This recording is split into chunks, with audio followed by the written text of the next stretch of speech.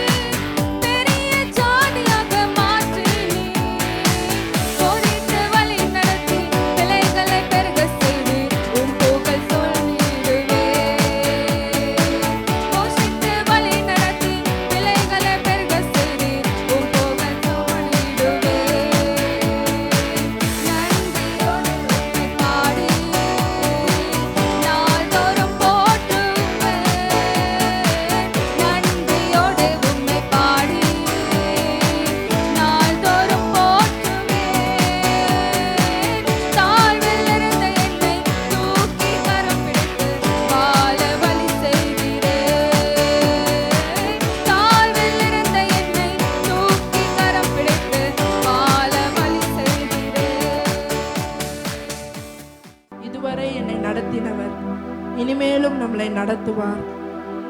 இம்மட்டும் நம்மளை உதவின தேவன் இனியும் நம்மளை உதவி செய்வார். நமக்கு உதவி செய்கிற தேவன், இதுவரை நம்மளை நடத்தின தேவனை ஆராதிக்கலாமா?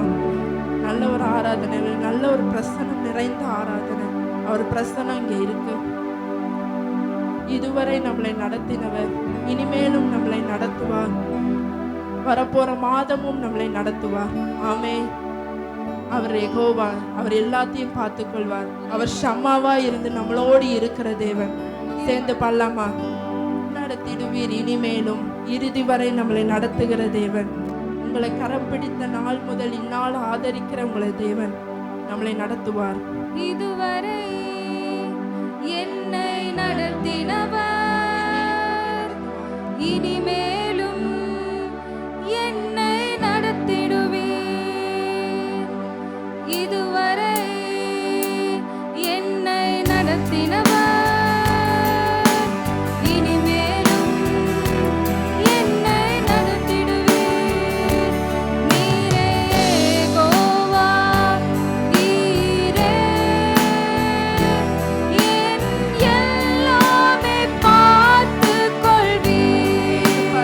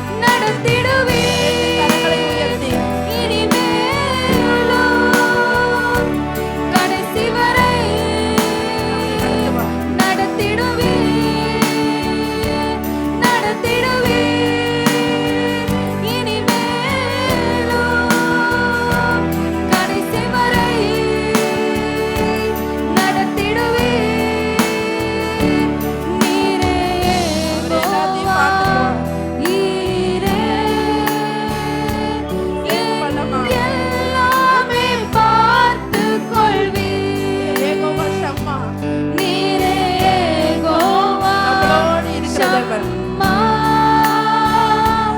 என் கூடவே இருப்பவரே.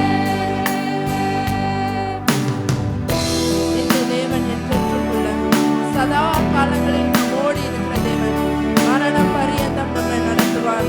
அனாதி தேவன் நம்மளோட அடைக்கலம். அவர் நித்திய புயங்களின் ஆதாரம். இந்த தேவன் என்றென்றும் உள்ளவர், நம்மோடு இருக்கிறவர்.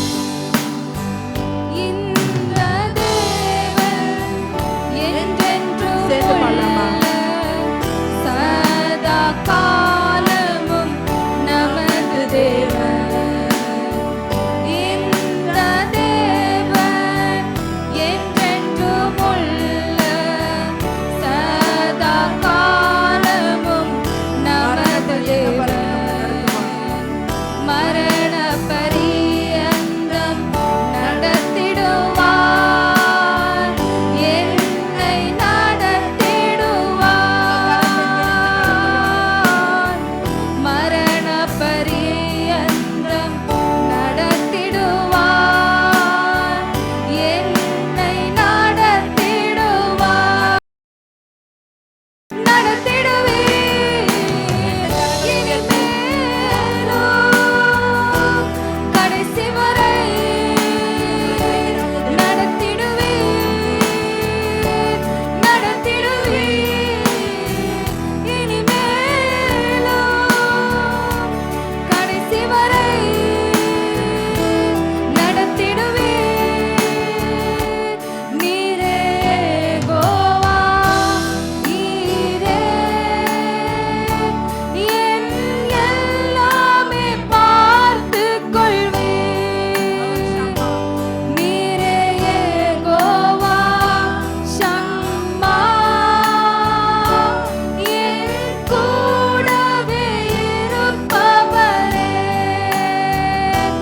நீரே யெகோவா ஈரே, என் எல்லாமே பார்த்துக் கொள்வீர். நீரே யெகோவா ஷம்மா, என் கூடவே இருப்பவரே. நற்கிரியை என்னில் துவங்கியவர், பரியந்தம் நடத்துவார். முடிவு பரியந்தம் நடத்திடுவார். நற்கிரியை என்னில் துவங்கியவர், முடிவு பரியந்தம் நடத்திடுவீர். முதிர் வயதானாலும் நடத்திடுவீர், உண்மையாய் நடத்திடுவீர். முதிர் வயதானாலும் நடத்திடுவீர், உண்மையாய் நடத்திடுவீர். நடத்திடுவீர் இனிமேலும் கடைசி வரை நம்மை நடத்துவார். கடைசி வரை நடத்திடுவீர். நடத்திடுவீர் இனிமேலும் கடைசி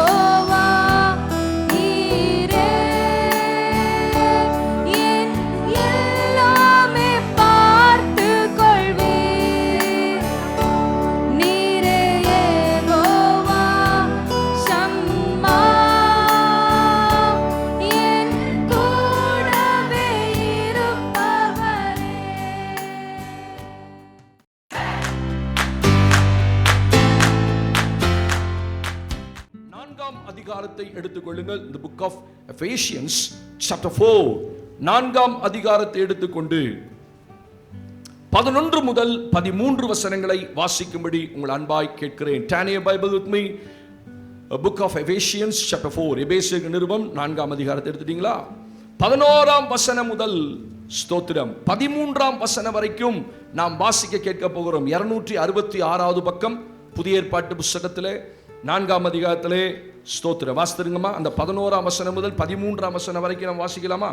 மேலும் நாம் அனைவரும் தேவனுடைய குமாரனை பற்றும் விசுவாசத்திலும் அறிவிலும் ஒருமனப்பட்டவர்களாகி கிறிஸ்துவினுடைய நிறைவான வளர்ச்சியின் அளவுக்கு தக்க பூரண புருஷராகும் வரைக்கும் பரிசுத்தவான்கள் சீர்பொருந்தும் பொருட்டு சுவிசேஷ ஊழியத்தின்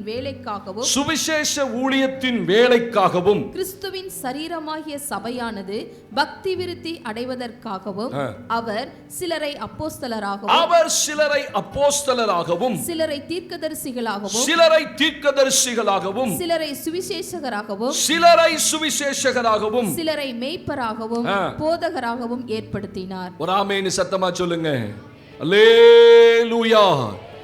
இந்த காலங்கள் சிலுவையை குறித்து அதிகமாய் தியானிக்கிற காலங்கள். இந்த நாட்களை உலகம், கிறிஸ்தவ உலகம் லெந்து நாட்கள் என்று சொல்லி இதை விசேஷப்படுத்தி நம்ம அதை நினைக்கலனாலும் இந்த காலங்களிலாவது ஆண்டவருடைய சமூகத்தை நாம் தரிசித்து அவர் எப்படிப்பட்டவர், அவர் எப்படி இந்த உலகத்திலே பூமியில வந்து எதற்காக வந்தார், எப்படி சிலுவையை சுமந்தார், இந்த சிலுவையின் மேன்மை என்ன, சிலுவையின் ரகசியம் என்ன, வருகிற 3, 4, 5 வாரங்கள் நமக்கு ஈஸ்டர் பண்டிகை, அந்த உயிர்த்தெழுந்த பண்டிகை வரைக்கும் நம்ம ஆண்டவரை பத்தி சிந்திக்க போறோம், தியானிக்க போறோம், சிலுவையை பற்றி தியானிக்க போகிறோம். ஆமென் சொல்லுங்க பாப்போம். அந்தந்த காலத்துல அந்தந்த காரியத்தை நம்ம இது பண்ண தியானிக்கிறோம். இந்த எபேசியர் நிருபத்தில் 4ஆம் அதிகாரத்திலே 11ஆம் வசனத்திலே மேலும் நாம் அனைவரும் தேவனுடைய குமாரனை பற்றும் விசுவாசத்திலும் அறிவிலும் ஒருமனப்பட்டவளாகி கிறிஸ்துவனுடைய நிறைவான வளர்ச்சியின் அளவுக்கு தக்கதாய் பூரண புருஷராகணும். இன்னைக்கு இந்த செய்தியினுடைய தலைப்பு நம்மை பூரணப்படுத்தும் கிறிஸ்து.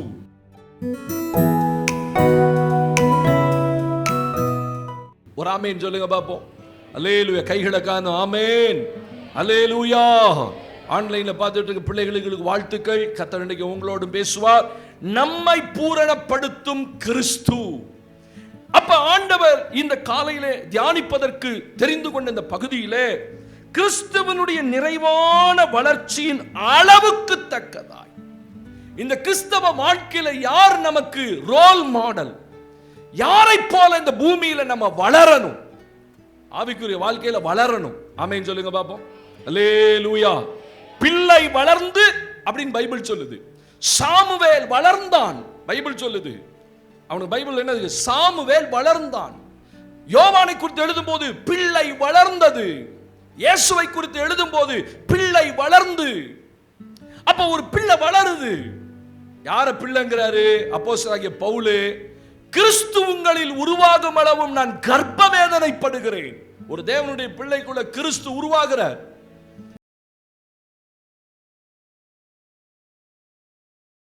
இவ்வளவு பெரிய ஆளாவா உள்ள இருக்கிறோம்? இல்ல குழந்தை உருவாகும் போது அப்படியே ஃபுல் குழந்தை உருவாகி வருதா? இல்ல. ஒரு பிள்ளை உருவாகும் போது முதல்ல ஹார்ட் தான் உண்டாகும். இதய துடிப்பை வச்சு தான் கண்டுபிடிப்பாங்க டாக்டர்ஸ். அதுதான் ஒரு பிள்ளை வயிற்றுல உருவாகும் போது முதல்ல இருதயம் உண்டாகும். அதுக்கு பிறகுதான் ஒவ்வொரு அவயவமாக உருவாகும். அதனாலதான் தாவீது எழுதும்போது சொல்றாரு, நான் விசித்திர வினோதமாய் உண்டாக்கப்பட்டபடியால். நம்ம எப்படி உண்டாக்கப்பட்டோம்? விசித்திரமா, வினோதமா. ஒண்ணு தன்னால உண்டாச்சு தாயின் வயிற்றுக்குள்ள.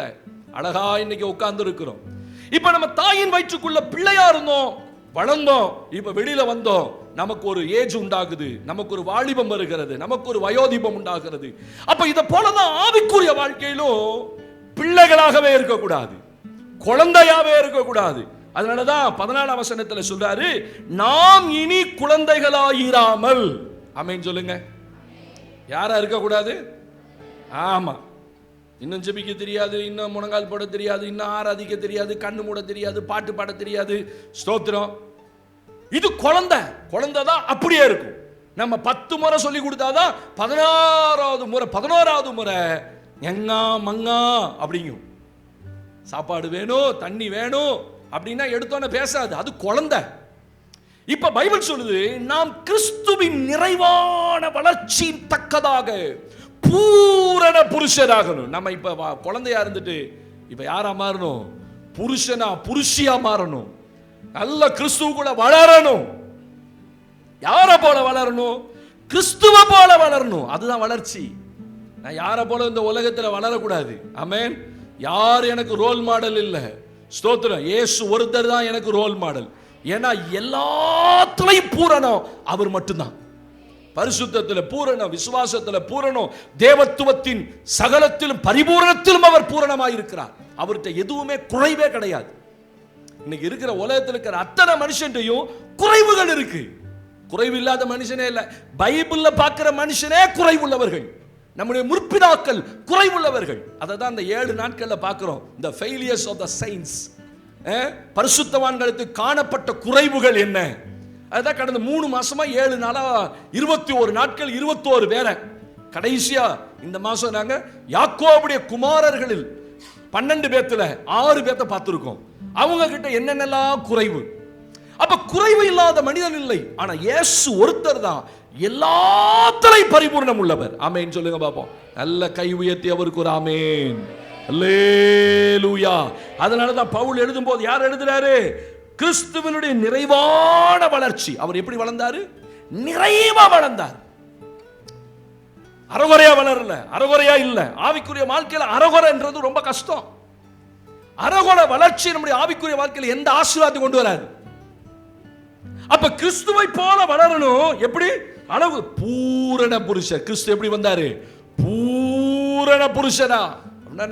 பைபிள்ல நமக்கு இருக்க வேண்டிய அத்தனை குவாலிஃபிகேஷன், தகுதிகள், கிறிஸ்தவ வாழ்க்கையில காணப்பட வேண்டிய அத்தனை தகுதிகளும் அவருக்குள் பூரணமாக இருந்தது. இன்னைக்கு நம்ம அநேக ஆசீர்வாதத்துக்காக ஜெபம் பண்றோம், விடுதலைக்காக ஜெபம் பண்றோம், சுகத்துக்காக ஜெபம் பண்றோம், எத்தனையோ தேவனுடைய சமூகத்தில் எதிர்பார்க்கிறோம். ஆனா ஆண்டவர் இன்னைக்கு இந்த வளர்ச்சி சரியா இருந்தா, நம்ம சாப்பிடுற ஆகாரம் ஹெல்த்தியா இருந்துச்சுன்னா நம்ம டாக்டர்டே போக வேண்டாம். அப்படித்தானே? உணவே மருந்து அப்படின்னு சொன்ன காலம் போய் இப்ப மருந்தே உணவு அப்படி ஆயிடுச்சு. நரம்பு இழுத்து பிடிக்குதா, அதுக்கு ஒரு டேப்லெட். நரம்பு சுண்டி இழுக்குதா, அதுக்கு ஒரு டேப்லெட். ஒத்த தலைவலி இருக்கா, அதுக்கு ஒரு டேப்லெட். தைராய்டா, அதுக்கு ஒரு டேப்லெட்.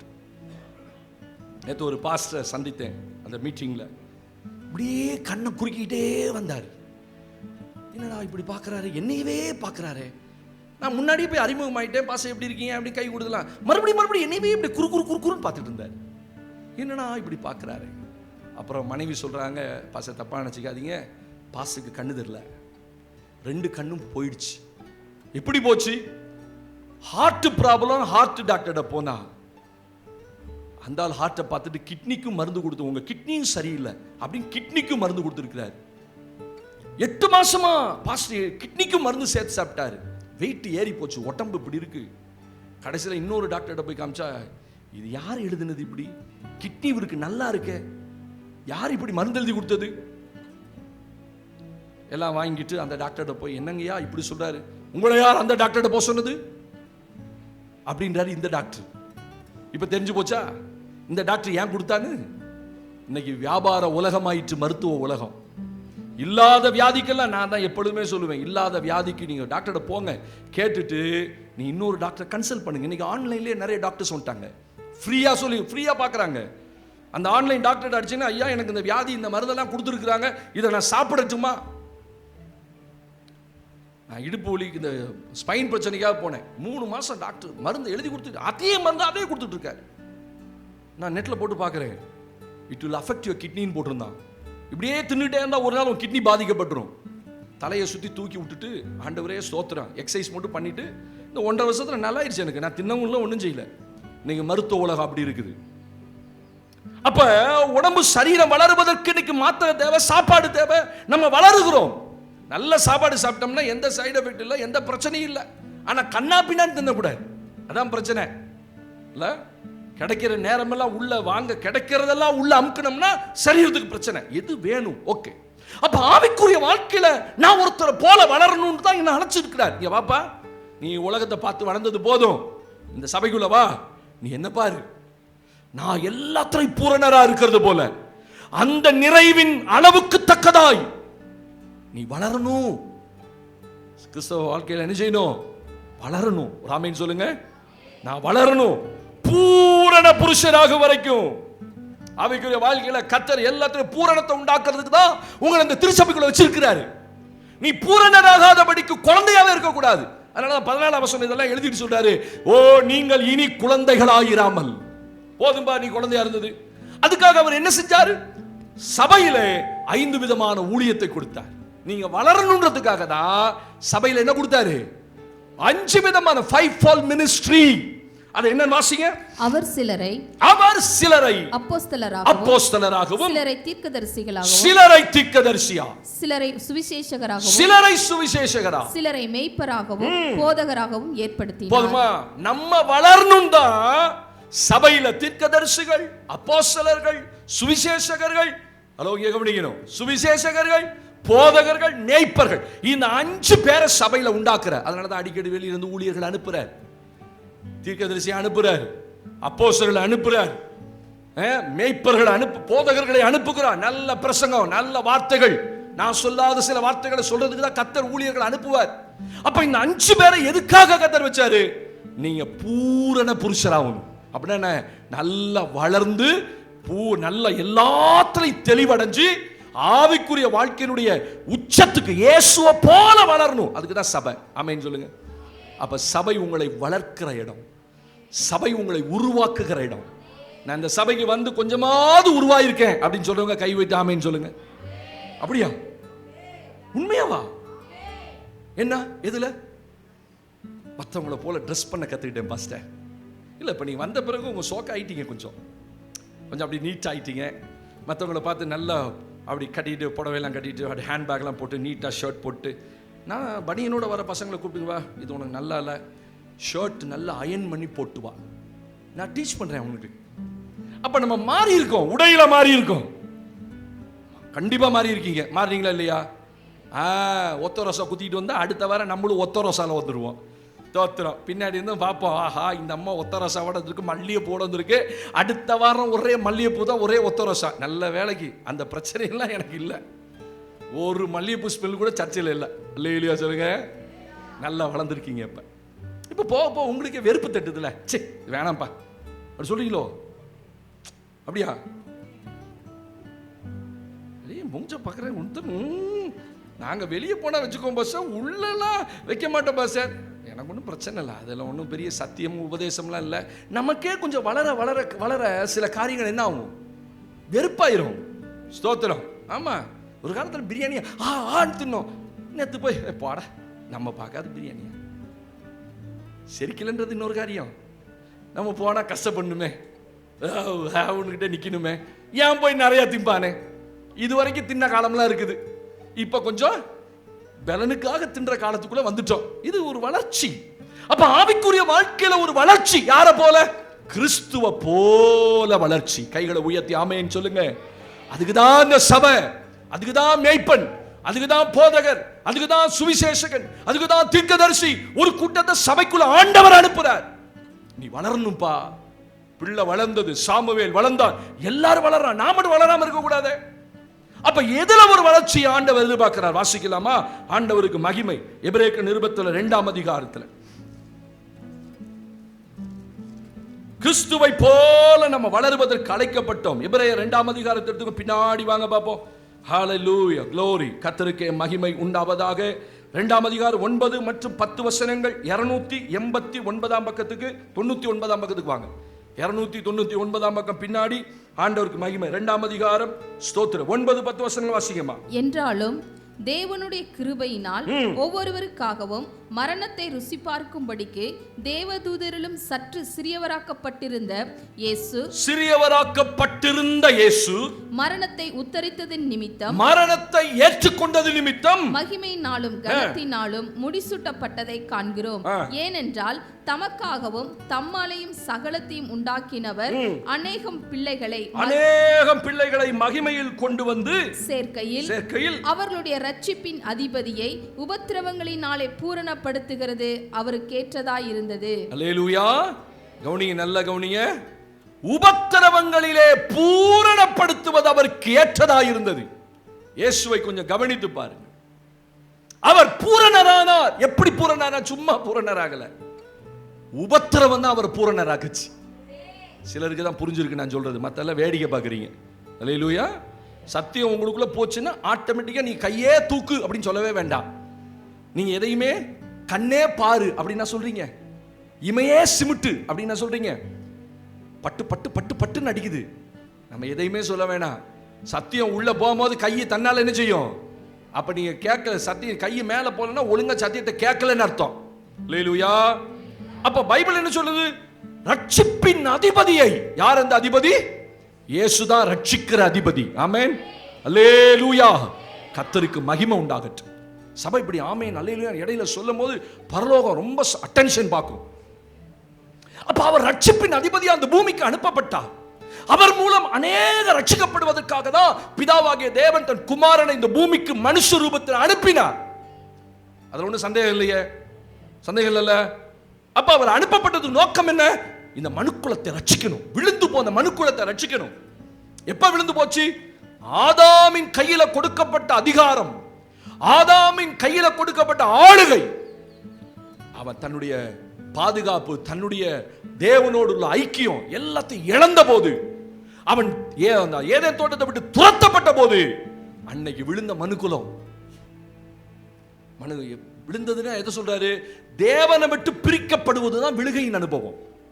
ஒரு மனுஷன் தேவனோடு இல்லைன்னா, அவன் தேவனை விட்டு பிரிச்சுட்டான், அவனுக்கு தேவனுக்கு சம்பந்தம் இல்லைன்னா அவன் தேவனை விட்டு விழுந்து போயிட்டான். ஏன் பிரிக்கப்படுறான்? பாவம் அவனை பிரிக்கிறது.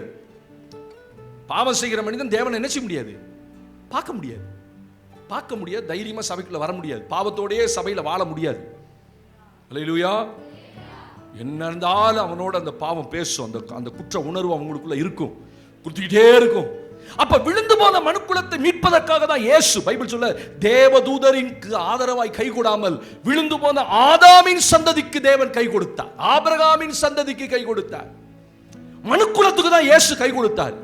2 பேர் விழுந்து போனாங்க. ஒருத்தன் தூதர் கூட்டம், வானத்திலிருந்து பொத்துன்னு கீழே விழுந்தான். அவன் தள்ளப்பட்டான். ஏன்னா தேவனுடைய இடத்துக்கு ஏறணும்னு நினைச்ச லூசிபரை ஆண்டவர் பிடிச்சி பூமியில தள்ளிட்டார். அவனும் விழுந்து போனவன் தான். ஆபிரகாமின் சந்ததி விழுந்து போன சந்ததி தான். ஆனா இயேசு தூதர்களுக்கு கை கொடுக்கல. நினைச்சிருந்தா இவர் போய் தூதர்களுக்காக ஏதாவது செய்து அவங்களை மீட்க முடியும். ஆனா தூதர்களுக்கு கை கொடாமல் ஆபிரகாமின் சந்ததிக்கு கை கொடுத்தார். நீங்களும் நான் அந்த ஆபிரகாமின் சந்ததி. ஆபிரகாமின் சந்ததிக்கு அவர் கை கொடுத்து மனுக்குலத்தை மீட்பதற்கு, ரட்சிப்பதற்கு இவர் இந்த பூமிக்கு வந்தார். பைபிள் என்ன சொல்லுது? ரட்சிப்பின் அதிபதி. இன்னொருத்தர் இருக்கா, அவன் உலகத்தின் அதிபதி. 2 பேருக்கு வித்தியாசம் இருக்கு பாருங்க. இதோ உலகத்தின் அதிபதி என்னிடத்தில் வருகிறான், அவனுக்கு என்னிடத்தில் ஒன்றுமில்லை சொல்றாரு. இந்த உலகத்தில் ஒரு அதிபதி இருக்கான். என் பிரசங்கம் அவன், நீங்க கேட்கறீங்கல்ல, அவன் கேட்கறான். தோத்திரமா? இல்லையா? நீங்க என் செய்தியை ஒழுங்கா கேட்கலனாலும் வெளியில ஒருத்தன் இந்த என்ன பிரசங்கம் பண்றான்னு பார்க்கறான். ஆவி மண்டலத்தில் உலகம் பார்க்குது. சோத்திரம். பரலோகத்தின் தேவதூதர்கள் உற்று பார்க்கிறார்கள். இந்த சபையில் என்ன நடக்குது, என்ன பிரசங்கம் நீங்க ஓடுது. It is everything recorded. அங்க ரெக்கார்ட் பண்ணப்படும். அல்லேலூயா. சொல்ல மாட்டேங்கிறீங்க? அப்ப ரட்சிப்பின் அதிபதியா இந்த பூமிக்கு வந்தவரை அவ்வளவு சீக்கிரம் அவர் பூரணப்படுத்தல. அநேகரை ரட்சிக்கணும்னா இவர் அந்த அளவுக்கு பூரணப்படணும். ஒரு மனுஷன் உங்க மூலமா ரட்சிக்கப்படுறான்னா உங்களுக்கு ஆண்டவரே தெரியாம எப்படி உங்களை ரட்சிப்புல நடத்த முடியும்? அதனாலதான் நிறைய பேர் ஊழியம் செய்ய மாட்டேங்கிறீங்க. ஊழியம்னா என்ன, தேவன்னா யாரு, அவருக்காக நான் என்ன செய்ய அழைக்கப்பட்டிருக்கிறேன், இதெல்லாம் தெரிஞ்சாதான் உங்களால ஊழியம் செய்ய முடியும். நான் பாட்டு ஊழியம் செய்யுங்க. சிலர் அப்படியே உட்கார்ந்துருக்கீங்க. காரணம் என்ன? You did understand. எதையுமே புரிந்து கொள்ள முடியல. புரிந்து கொள்ளாதவங்களால எதுவுமே இயேசுவுக்காக செய்ய முடியாது. ஆமென். ஆமா, இந்த மனுஷனை பார்க்கறது இன்னைக்கு தான் கடைசி, அடுத்த முறை நான் எப்போ பார்ப்பேன்னு தெரியாதுன்னு நினைச்சீங்கன்னா அவனை விட மாட்டீங்க. அவனுக்கு எப்படியாவது ஒரு சுவிசேஷம் சொல்லிடுவீங்க. அப்ப ரட்சிப்பின் அதிபதியை சும்மா விடல கர்த்தர். உபத்திரவங்களினால பூரணப்படுத்துறார். ஏன்பா உபத்திரவங்களால பூரணப்படுத்தணும்? உபத்திரவம் தான் நிறைய கற்றுக் கொடுக்கும். நான் உபத்திரவப்பட்டது நல்லது, அதனால் உமது பிரமாணங்களை கற்றுக்கொண்டேன். தாவீது சொல்றாரு பாத்தீங்களா? Very good. ஒரு 10 பேரோட வாயாத அசைது கரெக்டா வசனம் சொல்றீங்க. Very good. உபத்திரவப்பட்டது நல்லது, அதனால் உமது உபத்திரவப்படுவதற்கு முன் வழி தப்பி நடந்தேன், ஆனால் உபத்திரவப்பட்ட போதோ உமது பிரமாணங்களை கற்றுக்கொண்டேன். நம்ம உபத்திரவப்படலைன்னா நம்ம வாழ்க்கை தப்பி போயிடும், வழி தப்பி போயிடும், ஆண்டவரை விட்டு போயிடும். அதனாலதான் அடிக்கடி தேவன் உங்களை உபத்திரவத்துக்குள்ள நடத்துறாரு. ரட்சிப்பின் அதிபதியவே பிதாவாகிய தேவன் உபத்திரவத்துக்குள்ள நடத்தியிருப்பார். ஏன்னா அவங்க கடந்து வந்த பாதையில உடைக்கப்படணும், அடிக்கப்படணும், ஒடுக்கப்படணும், அநேக பிரச்சனைகளை அவங்க சந்திக்கணும். உபத்திரவங்கள் தான் ஒரு மனிதனை பூரணப்படுத்தும். உங்க வாழ்க்கையில நடக்கிற சம்பவங்கள், வருகிற நெருக்கங்கள், பாடுகள் தான் உங்க வாழ்க்கையை பூரணப்படுத்தும். நீங்க நினைக்கிறீங்க, ஏன் எங்களுக்கு இவ்வளவு பாடு, ஏன்? யோசித்து பாருங்க, இயேசு நமக்கு முன்னாடி போயிருக்கிறார். அவர் பூரண புருஷனா மாறி இருக்கிறார், பூரணமா வளர்ந்திருக்கிறாரு. அப்ப அந்த நிறைவுக்கு நம்ம வரணும்னா அவர் சும்மா வந்துடல நிறைவா. அவர் நிறைவு எப்ப வந்துச்சு அவர் வாழ்க்கையிலன்னா, அவர் என்றைக்கு ரட்சிப்பின் அதிபதியா பூமியில இறங்கி வர ஆயத்தமானாரோ அவரை சும்மா விடல, உபத்திரவங்களினால பூரணம். போன இடத்துல, வந்த இடத்துல, அத்தனை இடத்துல அவருக்கு பிரச்சனை. 33 ஆண்டுகள் அவர் சமாதானமா இல்ல இந்த பூமியில. கடைசி 3 ஆண்டுகள் ஊழியத்துல கையில எடுத்த போது அவர் நிம்மதியா இருக்க முடியல. அவரை பேசினா, வசபான்னா, இழுத்து நின்னா, கொலை பண்ண வந்தான், தள்ளிவிட வந்தான். ஒரு ஊருக்கு போனபோது செங்குத்தான மலையிலிருந்து அவரை தள்ளி கொலை செய்ய அவர்கள் எத்தனை, அவரோ மறைந்து போனார். போன இடத்தெல்லாம் பிரச்சனை. இன்னைக்கு நாங்க இந்த பலிபீடத்தில் நிக்கிறோம் அப்படின்னா இந்த உபத்திரவம் தான் எங்களை நிறுத்தி இருக்கு. உபத்திரவம் தான் எங்களை பூரணப்படுத்துச்சு. அப்ப பூரணம் ஆயிட்ட பிறகு உபத்திரம் நின்றுமா பாஸ்டர்? பூரணப்படுத்திட்டே இருப்பாரு, டிசைனா உபத்திரப்படுத்துவாரு. ஆமென் சொல்லுங்க. ஒவ்வொரு நாளும் ஒரு பிரச்சனை வரும். கண்ணை மூடி கண்ணை திறந்தா இன்னொரு பிரச்சனை. சிலர்லாம் சொல்லி, எங்களுக்கு ஒண்ணுமே இல்லை பாஸ்டர், நீ செத்து போயிட்டேன்னு அர்த்தம். ஹலோ, உங்க மனசு சொல்லுது, உள்ளம் சொல்லுது, எங்களுக்குலாம் ஒண்ணுமே வர மாட்டேங்குது பாஸ்டர், நாங்கள் நல்லா இருக்கோம், நல்லா சாப்பிட்றோம், நல்லா தூங்குறோம், நல்லா எந்திரிக்கிறோம். நீ செத்து போயிட்டேன்னு அர்த்தம். சுகபோகமாய் வாழுகிறவள் உயிரோட செத்தவள். நான் சொல்லலப்பா, என்ன கோச்சுக்காதீங்க, நான் உங்களெல்லாம் சொல்லவே மாட்டேன். உங்க மைண்ட் வாய்ஸ் எனக்கு கேட்குது. ஆவியானவர் சொல்றாரு பாருங்க உள்ளத்துல, என்னமோ சொல்றாரு பாச, உபத்திரவன்றாரு. உபத்திரவம் படுறவங்களுக்கு நான் பேசுறேன், அவங்களுக்கு புரியுது. ஆமாவா இல்லையா? உபத்திரவத்தின் உச்சத்துல நிக்கிற சில ஆட்களுக்கு நான் என்ன பிரசங்கம் பண்றேன்னு புரியுது, சிலருக்கு ஒண்ணுமே புரியல. அப்ப அவங்களுக்கு என்னாச்சு? அவங்களுக்கு எதுவுமே புரியல. உபத்திரவத்துக்குள்ள போகாத ஆளெல்லாம் இல்ல, புரிஞ்சுக்கல, அவ்வளவுதான். நீங்க உங்களை என்னை உபத்திரவத்தை நடத்தாம தேவன் இவ்வளவு பெரிய ஆசீர்வாதத்துக்குள்ள உங்களுக்கு கொடுத்துட மாட்டார். அல்லேலூயா. பாடுகள் வந்திருக்கும், வியாதிகள் வந்திருக்கும், பலவீனம் வந்திருக்கும், நெருக்கம் வந்திருக்கும், கடன் வந்திருக்கும், போராட்டம் வந்திருக்கும், ஏன் வாழணுன்ற தனிமை வந்திருக்கும். இதெல்லாம் உபத்திரவத்தினுடைய உச்சகட்டம். உங்களை கர்த்தர் கொஞ்சம் கொஞ்சமா உபத்திரவத்தை நடத்தி என்ன செய்தாரா? பூரணப்படுத்துறார். எத்தனை பேர் செய்தி புரிஞ்சுது? நீங்க நினைக்கிறீங்க, ஏன் இந்த உபத்திரவம், ஏன் இந்த பாடுகள்? நான் சொல்றேன், பாடுகளுக்கு பின்பு ஒரு மகிமை இருக்கிறது. உபத்திரவத்துக்கு பிறகு விசுவாசிக்கிற மட்டும் ஒரு ஆமேன்னு சொல்லுங்க பாப்போம். உபத்திரவங்களுக்கு பிறகு இயேசு ரட்சிப்பின் அதிபதியாய் உயர்த்தப்பட்டார். சகல நாவுகளும் முடங்கும் அதிகாரம் கொடுக்கப்பட்டது, சகல முழங்கால்களும் முடங்கியது. எல்லா நாமத்துக்கும் மேலான நாமத்தை தந்தார். அவர் ரட்சிப்பின் அதிபதியாய் உயர்த்தப்பட்டார். வாழ்க்கை பாடங்களை கற்றுக்கொள்ளாதவங்க ஒரு நாளும் கர்த்தருடைய ராஜ்யத்துக்கு பிரயோஜனமா இருக்க முடியாது. பவுல் சொல்றார்ல, பவுல் சொல்லுகிறார், இந்த கிருபை எனக்கு கொடுக்கப்பட்டது, நான் கிறிஸ்துவின் சபைக்காக அவரை காட்டிலும் குறைவாக பாடுபட்டேன். அவரை மாதிரி பாடுபட முடியாதுன்ட்டார் அவரே. கிறிஸ்துவ போல எல்லாம் பூரண உபத்திரவத்தில் பூரண யாரும் கிடையாது. லேலுயா, லேலுயா. ஆனா ஏன் இந்த உபத்திரவம்? அது யோசிக்கணும்ல. அதான் செய்தி. பூரணப்படுத்துற. எப்ப ஒரு மனிதனை பூரணப்படுத்துவார்? உபத்திரவம் பூரணப்படுத்தும். அப்ப இந்த உபத்திரவத்தினுடைய நோக்கம் என்ன? உங்களை பூரணப்படுத்தணும். அப்ப அந்த உபத்திரவத்தில் பூரணப்படுத்தும் நீங்க என்ன செய்யணும்? வாசிங்கள் என்னோடு கூட. தேவனுக்கு மகிமை உண்டாகட்டும். லூக்கா 22ஆம் அதிகாரம், லூக்கா 22ஆம் அதிகாரம் 42ஆம் வசனத்தை நீங்கள் வாசியுங்கள். லூக்கா 22:42. பிதாவே உமக்கு சித்தமானால் இந்த பாத்திரம் என்னை விட்டு நீங்கும்படி செய்யும். ஆயினும் குறிச்சு வச்சுங்க. ஆகிலும் என்னுடைய சித்தத்தின்படி அல்ல உம்முடைய சித்தத்தின்படியே உம்முடைய சித்தத்தின்படியே ஆக கடவுது. இந்த உபத்திரவத்தினுடைய நோக்கம் நீங்க அவர் சித்தத்துக்குள்ள வரணும் தான் உபத்திரவப்படுத்துவார். புரிஞ்சுதா? இயேசுவுடைய உபத்திரவம் யாருக்கும் கிடையாது. கெத்செமனே தோட்டத்தில் அவரை பிடிச்சி உபத்திரவப்படுத்தி ஸ்தோத்திரம் அவரை அடிப்பதற்கு எல்லாம் இயேசுவுக்கு தெரியும், ஆண்டவருக்கு தெரியும். என்ன பண்ண போறாங்க, எப்ப பண்ண போறாங்க எல்லாம் சொல்லிட்டாரு. முன்னாடியே முன்கூட்டியே தீர்க்க தரிசனமா அந்த சீசகள்கிட்ட சொல்லிட்டாரு, ஏப்பா என்னை பிடிக்க வருவான், 3 நாட்கள் நான் உபத்திரவப்படுவேன், நான் கொல்லப்படுவேன், நான் சிலுவையில் ஆணி அடிக்க எல்லாம் சொல்லிட்டார். அப்ப உபத்திரவத்தை எதிர்பார்த்தா இருந்தார். ஆனா அவர் சொல்றாரு, ஆகிலும் என் சித்தத்தின்படி அல்ல. ஏன்னா இந்த உபத்திரவம் எதற்குன்னா உங்க வாழ்க்கையில தேவனுடைய சித்தம் நடக்கணும். தேவனுடைய சித்தத்துக்கு அவ்வளவு சீக்கிரம் உங்களை என்னை விட்டு கொடுத்துட மாட்டோம்.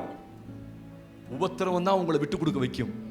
எத்தனை பேருக்கு புரிஞ்சுன்னு தெரியல, நான் சொல்ற சத்தியம் நிறைய பேத்துக்கு உள்ள இறங்குது. அது எனக்கு என்னால ஃபீல் பண்ண முடியுது. உங்க வாழ்க்கையில சினத்துல உபத்திரவத்துக்குள்ள ஏன் நடத்துற தெரியுமா? நீ அந்த சித்தத்துக்குள்ள வர மாட்டேங்கிறீங்க. சித்தத்துக்குள்ள வரணும் தான் இந்த உபத்திரவம். அதனாலதான் இயேசு பூரணமான உபத்திரவத்தை அனுபவிப்பதற்கு முன்பு சொன்னாரு, பிதாவே இந்த பாத்திரம் என்னை விட்டு நீங்கணும், நான் விரும்புறேன், ஆனா என் சித்தத்தின்படி அல்ல உம்முடைய சித்தத்தின்படி ஆகட்டும். அப்பதான் இயேசு தேவன் பிதாவுடைய சித்தத்துக்கு ஒப்பு கொடுக்கிறார். சபை தேவனுடைய சித்தத்துக்கு ஒப்பு கொடுக்கணும். ஆமென். உங்களை கத்த நெருக்குகிற காரியங்கள்லாம் காரணம் எதுக்கு? நீ அவருடைய சித்தத்தை விட்டு வெளியே போயிடக்கூடாது. அவர் சித்தத்துக்கு உள்ளே இருக்கணும். அதனாலதான் அவர் சிட்சிக்கிறார், அதனாலதான் உபத்திரவத்தை அனுமதிக்கிறார். இல்லையா? பைபிள் சொல்லுது இல்ல, அவர் எதற்காக சிட்சிக்கிறார்? தம்முடைய பரிசுத்தத்துக்கு பங்குள்ளவர்களாகும் பொருட்டு, நம்முடைய நன்மைக்காகவே அவர் சிட்சிக்கிறார். அடிக்கிறதும் உதைக்கிறதும் கும்மா குத்துறதும் இருட்டுக்குள்ள வச்சு கத்தர் குத்துறதும், இருட்டான பாதையை சொல்றேன். உங்க வாழ்க்கையில இருட்டுக்குள்ள போகும்போது ஏன் ஏன் ஏன் ஏன் ஏன் ஏன் take it as a God's word. கர்த்தருடைய வார்த்தையை எடுத்துக்கொள்ளுங்கள். நீங்க தேவ சித்தத்துக்குள்ள நிக்கணும் தான் கர்த்தர் இந்த உபத்திரவத்தை அனுமதிக்கிறார். இயேசுவை கவனித்து பாருங்கள். அவர் பிதாவின் சித்தத்துக்கு உள்ள வந்தார். அவர் சொல்லிட்டார் கடைசியா, என் சித்தம் என் விருப்பம் இதை எடுக்கப்படணும் தான் நான் விரும்புறேன், ஆகிலும் வேண்டாம் உங்க சித்தம் நிறைவேறட்டும். அதனாலதான் ரட்சிப்பின் அதிபதியாக உயர்த்தப்பட்டார். வாழ்க்கை யாருக்கெல்லாம் உடைக்கப்படுதோ, யாருக்கெல்லாம் வாழ்க்கை நெருக்கப்படுதோ, அவங்கெல்லாம் கர்த்தரால பயன்படுத்தப்படுவாங்க. கண்டிப்பா கர்த்தருடைய வாழ்க்கையில கிரியை செய்வார். ஆமென். அப்ப இயேசு ரட்சிப்பின் அதிபதியாக உயர்த்தப்படுவதற்கு அவருக்கு பாடுகள் தான் அவரை பூரணமாக்குச்சு. ஏன் இந்த பாடுகள்? பிதாவின் சித்தத்துக்குள்ள வரணும். ஏன்னா பாடுகள் இல்லைன்னா சித்தத்துக்குள்ள வரமாட்டோம். நான் சாட்சி, நான் சொல்லுவேன், கர்த்தரை நான் அடிச்சு உடைச்சு ஐயோ அம்மான்னு கையில விழுகிற வரைக்கும் சத்தமே இல்லை, சைலண்டா இருந்தார். பல காலங்கள் ஆண்டவர் சைலண்டா இருந்தார். அப்புறம் தான் கற்றுக்கொள்ள ஆரம்பித்தோம். ஓ, தேவனுடைய சித்தம் நம்ம சித்தம் அல்ல. நம்ம நினைச்சோம் ஊழியத்தை அப்படி பண்ணணும் இப்படி பண்ணணும் பெரிய லெவல்ல போனோம், எல்லாம் பகட்டுக்காக அதெல்லாம் உள்ளோம். இப்ப கர்த்தர் கொடுத்த இடத்துல அடங்கி இருக்கிறோம். அல்லேலூயா. இந்த அடக்கத்துக்காக தான் கர்த்தர் நம்மளை நடத்துறாரு. அடங்கி இருக்கணும். அடங்காம தான் அப்படி திமிரு மொத்தம் அவர் உபத்திரவத்துக்குள்ள கொண்டு போவார். அல்லேலூயா. அப்போ உபத்திரம் ஒரு மனிதனை பூரணப்படுத்தும். ஆனா அந்த உபத்திரம் ஏன் அப்படி நம்ம பார்க்கும்போது தேவனுடைய சித்தத்துக்கு நேராக கர்த்தர் உங்களை நடத்துவார். இரண்டாவது, எது நம்மை பூரணப்படுத்துகிறது? எதனாலே கர்த்தர் நம்மை பூரணப்படுத்துகிறார்? லூக்கா எழுதின சுவிசேஷம், கர்த்தருக்கு ஸ்தோத்திரம், லூக்கா எழுதின சுவிசேஷத்திலே ஹல்லேலூயா 4ஆம் அதிகாரத்திலே, the book of gospel book of Luke chapter 4 4ஆம் அதிகாரம் 1ஆம் வசனத்தையும் 14ஆம் வசனத்தையும் நாம் வாசிக்க கேட்க போகிறோம். லூக்கா 4 1ஆம் வசனம் மற்றும் 14ஆம் வசனம். இயேசு பரிசுத்த ஆவியினாலே நிறைந்தவராய் யோர்தானை விட்டு திரும்பி ஆவியானவராலே வனாந்தரத்துக்கு கொண்டு போகப்பட்டு பின்பு இயேசு, நான் 14ஆம் வசனம், பின்பு இயேசு ஆவியானவருடைய பலத்தினாலே கலிலேயாவுக்கு திரும்பி போனார். அவருடைய கீர்த்தி சுற்றிலும் இருக்கிற தேசமெங்கும் பரம்பிற்று. ஒரு ஆமென் சத்தமா சொல்லுங்க. கவனிச்சீங்களா? 1ஆம் வசனத்துல இயேசு பரிசுத்த ஆவியினால் நிறைந்தவராய் யோர்தானை விட்டு திரும்பினார். என்ன அனுபவம்? யோர்தான்ல ஞானஸ்நானம் எடுக்கிறார். யோர்தான்ல ஞானஸ்நானம் எடுத்து கரையேறி வந்தபோது பைபிள் சொல்லுது வனாந்தரத்துக்கு கொண்டு போகப்பட்டார். யார் கொண்டு போனார்? பிசாசு கொண்டு போகல. ஹலோ, இயேசுவை கொண்டு போனது யாரு? இந்த சத்தியத்தை தெளிவா இருங்க. பிசாசு வனாந்தரத்துக்கு கொண்டு போய் ஹல்லேலூயா அந்த இதெல்லாம் கிடையாது. சத்தியத்தை கரெக்டா சொல்லணும். ஆவியானவரால வனாந்தரத்துக்கு கொண்டு போகப்பட்டார். சில வேளையில வனாந்தரத்துக்கு கொண்டு போறது யாரு? ஆவியானவர் தான் கொண்டு போவார். இந்த சத்தியம் தெரியணும். 40 நாட்கள் அங்க போன பிறகுதான் இரவும் பகலும் 40 நாட்கள் அவனால் சோதிக்கப்பட்டார். ஆனா 14ஆம் வசனம் சொல்லுது பின்பு இயேசு முடிச்சிட்டார். இப்ப 40 நாள் பிரச்சனையை முடிச்சிட்டார். 40 நாள் போராட்டத்தை முடிச்சிட்டு ஆவியானவருடைய பலத்தினாலே, முதல்ல ஆவியானவருடைய நடத்துதலினாலும் நிறைவினாலும், இரண்டாவது ஆவியானவருடைய பலத்தினாலே கலிலேயாவுக்கு போனார். முதல்ல வனாந்தரத்துக்கு கொண்டு போகப்பட்டார். இப்பொழுது என்ன புரிஞ்சது இப்போ உங்களுக்கு? சோதனைக்குள்ள கற்றுக் கொடுக்கப்படுவதற்காக அவர் வனாந்தரத்துக்குள்ள போய் சோதனை எல்லாம் முடிச்சு பலன் கொண்டவராய் இப்பொழுது கலிலேயாவுக்கு, எதுக்கு? ஊழியத்துக்கு போறார். இப்பதான் ஊழியம் ஸ்டார்ட் ஆக போகுது அவருக்கு. அல்லேலூயா. ஊழியம் ஸ்டார்ட் ஆகிறதுக்கு முன்னாடி அவர் 40 நாட்கள் அநேக பாடங்கள் கற்றுக் கொடுக்கப்பட்டு இப்ப ஊழியத்தை துவங்கி இருக்கிறார். அதான் கலிலேயா. கலிலேயான்றது அவருடைய ஊழியம் ஸ்டார்ட் ஆன இடம். முதல் முறையாக இயேசு ஊழியத்தை ஸ்டார்ட் பண்ற இடம் தான். இப்ப வனாந்தரத்துக்கு கொண்டு போகப்பட்ட இயேசு எதற்காக வனாந்தரத்துக்கு கொண்டு போகப்பட்டார், நடத்தப்பட்டார்? அங்க போய் ஒரு பெரிய யுத்தம். 40 நாட்கள் இரவும் பகலும் ஸ்தோத்திரம் போராடுறான். அவரோடு போராடுறான். எதுக்காக? அவரை எப்படியாவது வழிவிலக பண்ணணும். அழிக்க முடியாதுன்னு தெரியும். ஆமென் சொல்லுங்க. இயேசுவை யாரால நினைச்ச முடியாது, அழிக்க முடியாது.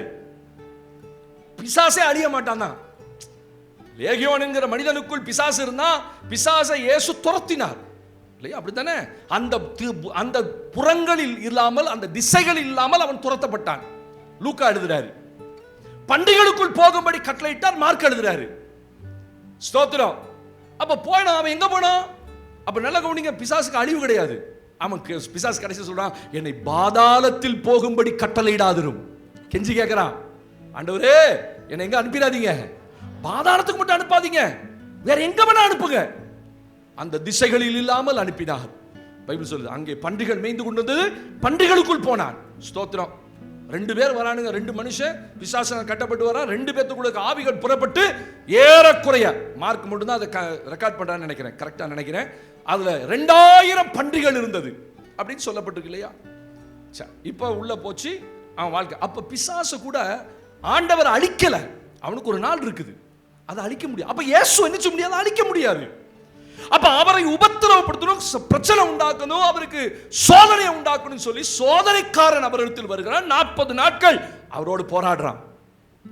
அப்ப இயேசு, பைபிள் சொல்லுது, இந்த வனாந்தரம் அவருக்கு எதுல பூரணத்தை உண்டாக்குச்சு அப்படின்னா ஆவியில உண்டான பலத்தில பூரணமானார். ஒரு மனிதனுக்குள்ள இருக்கிற பலத்திலேயே கர்த்தருடைய பிள்ளைகளுக்கு சிறந்த பலன் எதுனா ஆவியின் பலன். உங்களுக்கு சரீர பலன் இருக்கலாம், ஆனா சரீர பலத்தை கண்டு பிசாசு பயப்படவே மாட்டான். ஆவியின் பலத்தை கண்டு தான் பயப்படுவான்.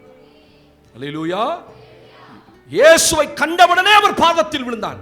இயேசு என்ன பெரிய பைல்வானா? 2 லேகியோன்களும் அங்கிருந்து வராங்க, கல்லறையில இருந்து வரானுங்க. ஒருத்தனாலே அடக்க முடியல, ஒருத்தனாலே கட்ட முடியல. ரொம்ப கொடூரம் உள்ளவனா இருந்தான். அதனால அந்த பகுதிக்கு யாருமே போக மாட்டானுங்க அந்த ஊர்ல. ஆனா இயேசு போகும்போது இயேசுவை தூரத்தில் கண்டு அவர் பாதத்தில் விழுந்தான். இயேசுவை கண்டான பெரிய பைல்வானா இயேசு? அந்த ஆவியின் நிறைவு. அல்லேலூயா.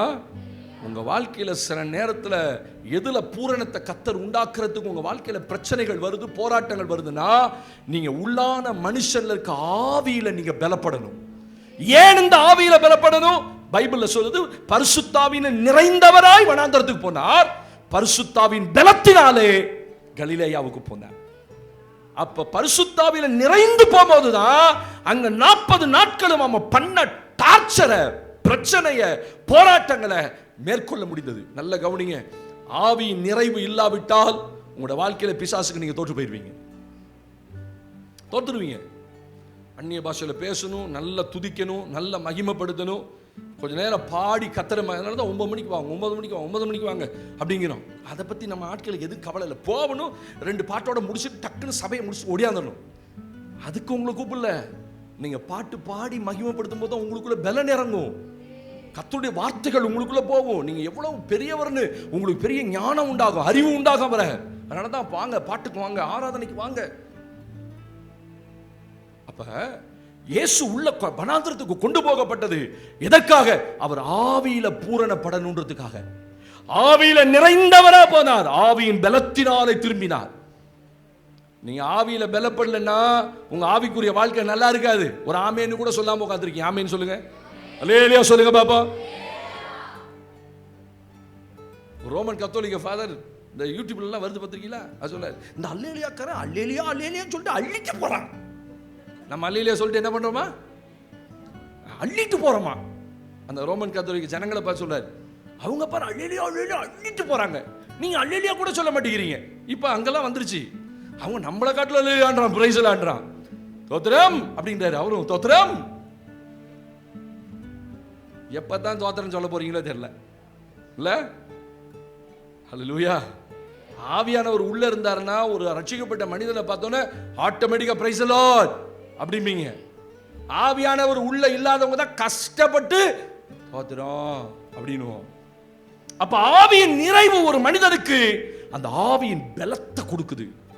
இயேசுவை கண்ட உடனே இந்த 40 நாட்கள் பிசாசோட நடந்த யுத்தத்துல இரவும் பகலாம விலகி போகவே இல்லை. 40 நாள் கழிச்சு தான் விலகி போனான். பைபிள் சொல்லுது, தேவதூதர் வந்து ஊழியம் செய்தார்கள். அப்போ ஒரு வருகிற ஒரு போராட்டத்துல, ஒரு பிரச்சனையில, ஒரு சோதனையில நம்ம நிக்கணும் அப்படின்னா அதுல தேவன் உங்களை பூரணப்படுத்துறாரு. ஆவியில பூரணப்படணும். அந்த உள்ளான மனுஷன்ல இருக்கிற அந்த ஆவி என்ன செய்யணும்? பூரணப்படணும். ஒரு மனிதனை கண்டு பிசாசு நடுங்கவே மாட்டான். அவன் எந்த அளவு ஆவியில நிறைந்திருக்கிறானோ அதை கண்டுதான் பயப்படுவான். அல்லேலூயா. ஆமா, அந்த மனுஷன் தேவனோடு இருக்கணும். நல்ல அந்நிய பாஷைகள் பேசி உள்ள இருக்கிற மனுஷன் அப்படி அப்படி பலமா இருக்கணும். அப்படி பலமா இருக்கணும். எப்படி பாச பலமா இருக்கிறத கண்டுபிடிக்கிறது? அதுக்கு என்ன பாச சாப்பிடுறது? ஆவி பலமடைகிறதுக்கு என்ன சாப்பிடணும்? போன்விட்டா, ஹார்லிக்ஸ் அப்படின்னு அதை எழுதி தட்டுமா? எழுதி தட்டுமா? 2 தான் இருக்கு. ஒன்று, உள்ளான இருக்கிற மனுஷன் நல்ல ஆவியில தைரியமா பாருங்க. பிரச்சனை வர வரைக்கும் நல்ல விசுவாசி. பிரச்சனை வந்துருச்சுன்னா சின்ன சின்ன காரியத்துக்கு பயப்படுவோம். ஏதாயிடுமோ, எந்த டாக்டர் நல்ல டாக்டர், அவரை பார்க்கலாமா, இவரை பார்க்கலாமா? இன்னைக்கு நம்ம மைண்ட் எல்லாம் அப்படிதான் இருக்குது இல்ல? என்ன ஜெபிக்க முடியல, ஏதாவது நடந்துருமோ, ஏன்னா ஆண்டவர் மீறி ஏதாவது நடக்க போதா? இதுவரை நடந்துச்சா? உங்க குடும்பம் நடந்துச்சா? குடுகுடுப்பாக்காரன் சொன்னதெல்லாம் நடந்துருச்சா? ஜாமக்காரன் சொன்னதெல்லாம் நடந்துச்சா? நடக்கும். எப்ப? கதவுல இப்படி காது வச்சு கதவுல. இங்க ஒருத்தர் இல்ல, 10 பேர் உட்கார்ந்து இருக்கிறீங்க. 10 பேர் என்கிட்ட வந்து சொன்னதுதான் சொல்றேன். முந்தானத்து நைட்டு 1 மணிக்கு எனக்கு ஒரு காலு. நான் தூக்கத்திலேயே, ஹலோ தூங்குறீங்களா பாஸ்டர்? இருக்கிறதுலேயே உலகத்துல கொடுமையானது எது தெரியுமா? இந்த நைட்டு 1 மணிக்கு போன் பண்ணிட்டு தூங்குறீங்களான்னு கேட்டா என் மேல ஒரு பெரிய நம்பிக்கை. நான் நைட்டு ஃபுல்லா ஜெபம் பண்ணுவேன். நானும் மனுஷன் தானம்மா. அப்ப ஏதோ ஒரு பிரச்சனை இல்ல, நான் தூங்கவே இல்லை பாஸ்டர். என்னமாச்சு? ஏமா மணி 1 மணி கூப்பிடுறிய? 1 மணி ஆயிடுச்சா? நான் அதை பார்க்கவே இல்லை. அப்ப அந்த அளவு பிரச்சனை. என்னாச்சு? 11:30 மணிக்கு 12 மணிக்கு ஒருத்தன் வந்தான் வீட்டு வாசல்ல, அடிச்சான் குடுவைய கட கட கட கடன்னு. ஐயோ அம்மான்னு இன்னும் 2 நாள்ல கேட்க போதுவோம் வீட்டுக்குள்ள. அவ்வளவுதான் சொல்லிட்டு போயிட்டான்.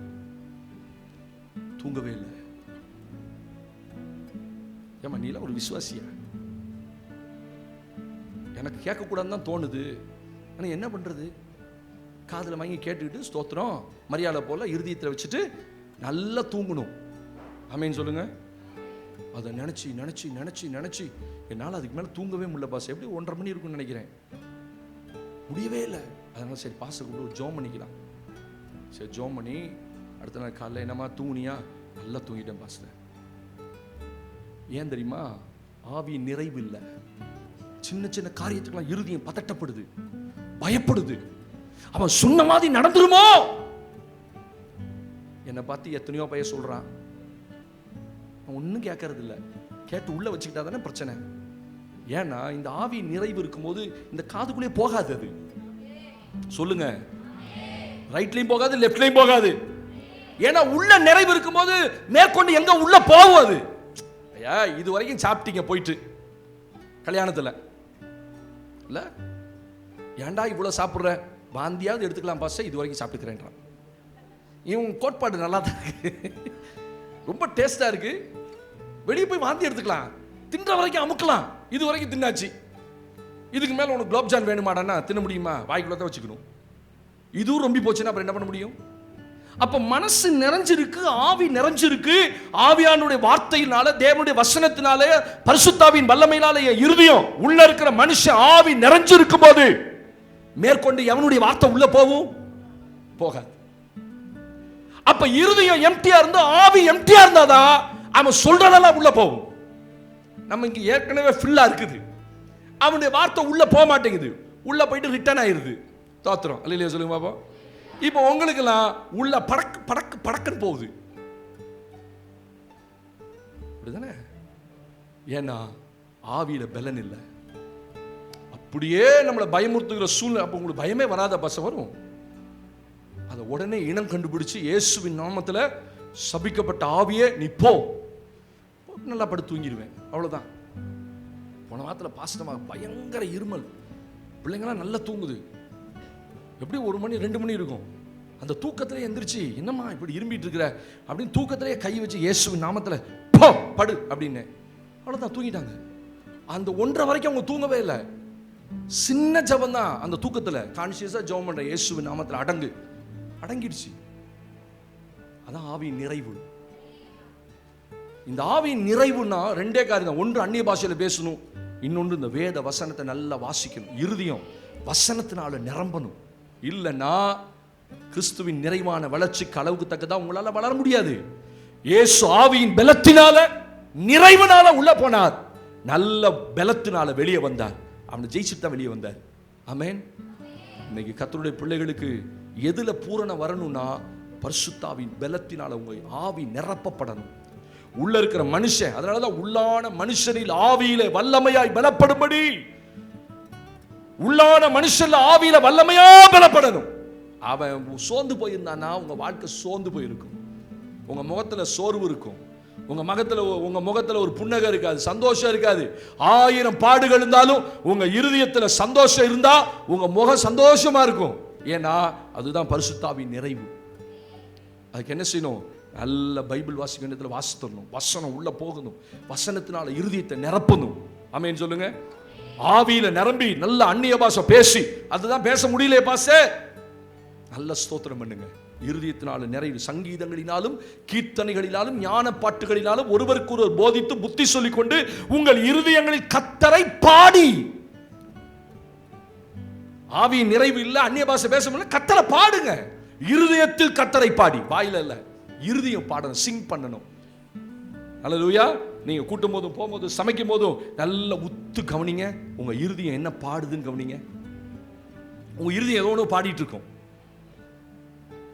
24 hours ஆண்டவரை பாட முடியுமா பாஸ்டர்? முடியும். நான் பாடல, உள்ள இருக்க ஒரு பாடுறாரு. என்னென்னமோ அந்த சிச்சுவேஷனுக்கு தகுந்தாப்புல உள்ள பாடிட்டு இருக்கும். நீங்க அந்த ஸ்பீக்கரை கவனிக்கிறதே இல்லை. நான் நினைக்கிறேன் ஸ்பீக்கர் அவுட் ஆயிடுச்சுன்னு நினைக்கிறேன். உள்ள இருக்கிற ஸ்பீக்கர் அவுட் ஆனாதான் உங்களுக்கு சத்தம் கேட்காது. உள்ள இருக்கிற ஸ்பீக்கர் இன்னைக்கு ஆன் பண்ணுங்க. உங்க இருதயம் அப்ப என்ன அர்த்தம்? நல்ல சினிமா பாட்டை காதுல போட்டு கேட்டுக்கிட்டு இருந்தா அதுதான் நிறைஞ்சிருக்கும் உள்ள. தேவனுடைய வார்த்தைகளும் காலை எந்திரிச்சோ நல்ல பாட்டு போட்டு விடுங்க வீட்டுல.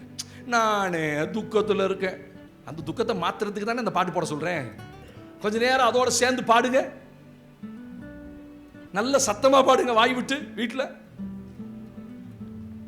புருஷன் திட்டாருப்பா சார், உங்க வார்த்தையெல்லாம் கேட்கவே முடியல, சொல்லிட்டு போ, என்னத்தை வேணா நீங்க பாட்டு பாடுங்க. உங்க இருதயத்தில் கர்த்தரை பாடி, உங்க இருதயம் பாடணும். ஒன்று நல்ல உள்ளத்துல நல்ல பாட்டு பாடி பாட்டுல நிறைஞ்சிருக்கணும், இன்னொன்று வேத வசனத்தில் நிறைஞ்சிருக்கும். இதுதான் ஆவியின் பலத்துக்கு காரணம். நீங்க நைட்ல தூங்கும் போது கூட நீங்க எந்திரிச்சு மெதுவா கவனிக்க உங்க இருதயம் என்ன பாடுன்றத. ஏதோ ஒரு சினிமா பாட்டு பாடும், அந்த காலத்துல கேட்ட பாட்டு ஒண்ணு அப்படி சில நேரத்தில் பாடும். பிசாசு விட்டுட்டீங்க, அந்த பாட்டை உள்ள கொண்டாந்துருவான். உங்களை அறியாமலேயே அதை ஏய் வெளியே போ அப்படின்னா அது வெளியே போயிடும். நைஸா உள்ள வருவான். ஹலோ, ஆவியில பூரணமாக இயேசு ஆவியில நிறைஞ்சிருந்தனாலதான் அந்த 40 நாட்கள் உண்டான சோதனை அவரால் ஜெயிக்க முடிந்தது. அல்லேலூயா. அதுக்கு தான் வாங்க சாயந்தரத்தை உட்காருங்க, கொஞ்ச நேரம் ஆவி அனலாக்கிக்கங்க, ஆவியில பலப்படுங்க. உண்மையில் கைகளை வைத்ததினால் உனக்குண்டான ஆவியின் வரத்தை அனல் முட்டி எழுப்பிவிடு. உனக்குள்ள இருக்க ஆவி ஒரு நாள் சும்மா இருக்க கூடாது. அதனால வாங்க பாடுவோம், கைதடி பாடுவோம். சாயந்தரத்தை அரை மணி நேரம் பாடுவோம், அரை மணி நேரம் ஜெபம் பண்ணுவோம், அரை மணி நேரம் கர்த்தருடைய வசனத்தை கேட்போம். எதுக்கு அந்த ஜெபம், அந்த ஆராதனை, இதெல்லாம் எதுக்காக? உங்களை அனல் மூட்டுறதுக்காக. அட்லீஸ்ட் வர முடியல, கூகுளில் பாருங்க, அங்க உட்காந்து பாட்டு பாடி என்ன செய்யறோன்றதை பாருங்க. அவ்வளோ பலன் கிடைக்கும் இங்க உட்கார்ந்து இருக்கும் போது. ஆமென். மூன்றாவது ஒரு நிறைவு. ஸ்தோத்திரம். வாசிக்கலாமா? எபிரேயர் 5ஆம் அதிகாரத்துல, எபிரேயர் 5ஆம் அதிகாரம் 8-9 வசனங்களை வாசிக்க கேட்கலாம். The book of Hebrews chapter 5, எபிரேயர் 5ஆம் அதிகாரம் 8-9 வசனங்கள் வாசிக்கமா? அவர் குமாரனாயிருந்தும், அவர் குமாரனாயிருந்தும் பட்ட பாடுகளினாலே கீழ்ப்படிதலை கற்றுக்கொண்டு தாம் பூரணரான பின்பு. என்ன அழகா எழுதுறாருல. எபிரேய ஆக்கியோனாகிய பவுல் என்று நம்பப்படுகிற இந்த வசனத்துல தாம் பூரணரான பின்பு தமக்கு கீழ்ப்படுகிற யாவரும் நித்திய ரட்சிப்பை அடைவதற்கு காரணமானார். இப்ப ரட்சிப்பின் அதிபதியிலிருந்து உயர்த்தப்பட்டு நித்திய ரட்சிப்பை கொடுக்கிற தேவனாய் மாறினார். எப்ப? அவர் குமாரனாயிருந்தும் பட்ட பாடுகளினால். என்ன பாடுபட்டார் இயேசு? கீழ்ப்படிதலை கற்றுக்கொண்டார். கீழ்ப்படிதலை ஹலோ, இங்கே கவனிக்கணும். உங்களை எங்கேயோ கொண்டு போயிட்டான் பாத்தீங்களா, அப்படி நில குத்தி நிக்குது, பார்த்துட்டேன். அல்லேலூயா. விடவே மாட்டேன், அவனை உள்ள நுழையவே விட மாட்டேன். ஆமென் சொல்லுங்க. கீழ்ப்படிதலை கற்றுக் கொடுக்கிற தேவன் கீழ்ப்படிதலை கற்றுக்கொண்டார் எழுதப்பட்டிருக்க. இது எப்படி முரண்பாடா இருக்க? கீழ்ப்படிதலை கற்றுக் கொடுக்கிறவரே கர்த்தர் தான். ஆனா பைபிள் சொல்லுது அவர் தான் கீழ்ப்படிதலை கற்றுக்கொண்டார். அப்படின்னா அந்த கற்றுக்கொண்டதுக்கு அந்த பூமிக்கு வந்தாரு. அவளை உருவாக்கின விதத்தை சொல்றாரு. இந்த பூமியில மனுஷனுக்கு முன்னாடி சாட்சியா இந்த பூமியில எப்படி அவர் வாழ்ந்தார், எத்தனை பாடுகள்னு சாதாரண பாடுகள்லாம் இல்ல. ஒருத்தன் காரி அப்படின்னு துப்புனான் மூஞ்சி. இயேசு என்ன செய்தான்? ஒரே வார்த்தையில படிச்சுட்டு போயிடுறோம் நம்ம. காரி உமிழ்ந்து முகத்துல துப்பி அதை தொடச்சி இயேசுவே அவர் தலையில கொட்டி அவர் கன்னத்துல அரைஞ்சி அவர் தாடை மயிரை பிடிச்சு இழுத்து, இதெல்லாம் ஏசாயா தீர்க்கதரிசி எழுதுறாரு. ஸ்தோத்திரம். ஒரு தேவனுடைய பிள்ளைக்கு ஆண்டவர் கற்றுக் கொடுக்கிறார் பாருங்க. கீழ்ப்படிதலை கற்றுக் கொடுப்பதற்காக. கீழ்ப்படிதல்ல ஒரு பூரணம் வேணும். தேவனுடைய பிள்ளைகளுக்கு எல்லாத்துலயும் ஒரு பூரணம் வரும்போது கர்த்தருக்கு கீழ்ப்படுகிற காரியத்திலையும் ஒரு பூரணத்தை பாடுகள் தான் கற்றுக் கொடுக்குமா. நம்ம வாழ்க்கையில படுகிற பாடுகள் தான் என்ன செய்யும்? கீழ்ப்படிதலை கற்றுக் கொடுக்கும். நீங்க தேவனுக்கு கீழ்ப்படியாம எந்த ஆசீர்வாதத்தையும் உங்க வாழ்க்கையில என் வாழ்க்கையில வாங்க முடியாது. நம்ம எந்த அளவுக்கு கீழ்ப்படுகிறோமோ கீழ்ப்படுத்துகிறோமோ, கீழ்ப்படியணும் தேவனுக்கு. கீழ்ப்படியாதவெல்லாம் கீழ்ப்படிய வைக்கப்பட்டான். கீழ்ப்படிதலை கற்றுக் கொடுத்தார். தேவனே கற்றுக் கொடுப்பார் கீழ்ப்படிகிறதுக்கு. ஆமென். அடிக்கிற அடியும் உதவியும் சொல்லுவாங்கல்ல, அடிதடி உதவுற மாதிரி அண்ணன் தம்பி உதவ மாட்டான். ஆவிக்குரிய வாழ்க்கையில கீழ்ப்படியாம போகிற முரட்டாட்டம் பண்ணுகிற பிள்ளைகளை கர்த்தரே தொடுவார். அல்லேலூயா. சிலத்தை தேவன் எச்சரிப்பார், சொப்பனங்கள் எச்சரிப்பார், கனவுகள் எச்சரிப்பார். போகாத, ரொம்ப தூரம் போகாத என்னை விட்டு. ஸ்தோத்திரம். கீழ்ப்படியாம போயிட்டே இருக்கிற உன் இருதயத்தின் வாழ்க்கையில ஒரு கீழ்ப்படிதல் தேவனுக்கு இல்ல. பெற்றோருக்கும் கீழ்ப்படுகிறது இல்ல, பிறந்தவங்களுக்கும் கீழ்ப்படுகிறது இல்ல, யாருக்கும் கீழ்ப்படுகிற. நான் என்ன நினைக்கிறேனோ அதான் செய்வேன். கர்த்தர் விட மாட்டார். தேவனை கீழ்ப்படியணும்னு அவர் எதிர்பார்க்கிறார். ஏன்னா அவர் ஆவிகளின் பிதா. அவர் யாரு? இந்த உள்ளத்தில் இருக்கிற ஆவிக்கு அவர்தான் பிதா. என் வாழ்க்கைக்கு அவர்தான் தேவன். அவர் எங்கிட்ட எதிர்பார்க்கிறதெல்லாம் 99.9% கீழ்ப்படிதலை அல்ல, 100% கீழ்ப்படிதல். நான் எப்பொழுதுமே ஜெபம் பண்ணுவேன், ஆண்டவரே என்னை அறியாம எங்கேயாவது நான் கீழ்ப்படியாம இருக்கலாம், ஆனா நான் உமக்கு 100% கீழ்ப்படியணும் விரும்புறேன். அப்படி சொல்லி ஜெபம் பண்ணுவேன். நான் விரும்புறேன் ஆண்டவரே, ஒருவேளை என்ன அறியாம நான் இருக்கலாம், எங்கேயாவது கீழ்ப்படியாம இருக்கலாம், ஆனா என் மனதளவுல சொல்றேன், உள்ளத்தின் ஆழத்துல நான் உமக்கு கீழ்ப்படிய விரும்புகிறேன். அப்ப அந்த ஜெபம் அங்கீகரிக்கப்படும். நான் இல்லாம இருந்தால் கூட என் ஆவியின் சிந்தை இன்னதென்றும் தேவன் அறிவார். மாம்ச சிந்தை இன்னதென்று அறிந்த தேவன் ஆவியின் சிந்தை இன்னதென்றும் அறிவார். அப்ப என் உள்ளத்தின் ஆழத்துல சொல்றேன், நான் உங்களுக்கு எல்லாத்திலையும் கீழ்ப்படிய விரும்புறேன் ஆண்டவரே. அதை தேவன் அங்கீகரிப்பார். குமாரனா இருந்தும் பாடுகளினாலே, பட்ட பாடுகளினாலே அவர் கீழ்ப்படிதலை கற்றுக்கொண்டார். அப்படின்னா பாடுகள் கீழ்ப்படிதலை கற்றுக் கொடுக்கும். ஆனா கற்றுக்கொள்ளலன்னா உங்களுக்கு பாடுகளை தேவன் அனுமதிப்பார். பாடுகள் தான் என்ன செய்யும்? ஒரு மனிதனை பூரணமாக்கும். ஒரு ஆமென் சொல்லுங்க பாப்போம். அல்லேலூயா. 9ஆம் வசனம் வாசிங்கம்மா. தாம் பூரணரான பின்பு தமக்கு கீழ்ப்படிகிற. இல்ல, பிலிப்பியர்கள் நிருபத்துல 2ஆம் அதிகாரத்துல 8, 9 வசனங்களை வாசிங்க. The book of Philippians chapter 2 verse 8 and 9. அவர் மனுஷரூபமாய் காணப்பட்டு மரண பரியந்தம் அதாவது சிலுவையின் மரண பரியந்தம் கீழ்ப்படிந்தவராகி தம்மை தாமே தாழ்த்தினார். ஆதலால் தேவன் எல்லாவற்றுக்கும் மேலாக அவரை உயர்த்தி உங்களை கீழ்ப்படுத்துனீங்கன்னா தேவன் எல்லாத்தையும் உயர்த்துவார். உயர்வுக்கு முன்னாடி கீழ்ப்படிதல் தான். விழுதலுக்கு முன்னானது மனமேட்டிமை, உயர்வுக்கு முன்னானது கீழ்ப்படிதல். ஒரு மனுஷன் கீழே விழ போறான் அப்படின்னா அவன் இருதயம் மனமேட்டிமையா இருக்கும். எப்படி இருக்கும்? என்ன போல படிச்சது யாரா உண்டா அப்படிங்கும் இருதயம். ஜாக்கிரதையா இருக்கணும். என்ன போல அழகு உண்டா அப்படிங்கும் ஒரு சத்தம் உள்ள இருந்து வெளியில வரும். அது பிசாசுடைய சத்தம். உங்களை கீழே விழ தள்ளுறதுக்கு முன்னாடி என்ன போல என் குடும்பத்தில் ஒருத்தர் வீட்டை காட்ட வாங்கல புடுங்கிடுவார் ஃபீஸை. ஆமென் சொல்லுங்க. ஃபியூஸை புடுங்கி விட்டுருவாரு.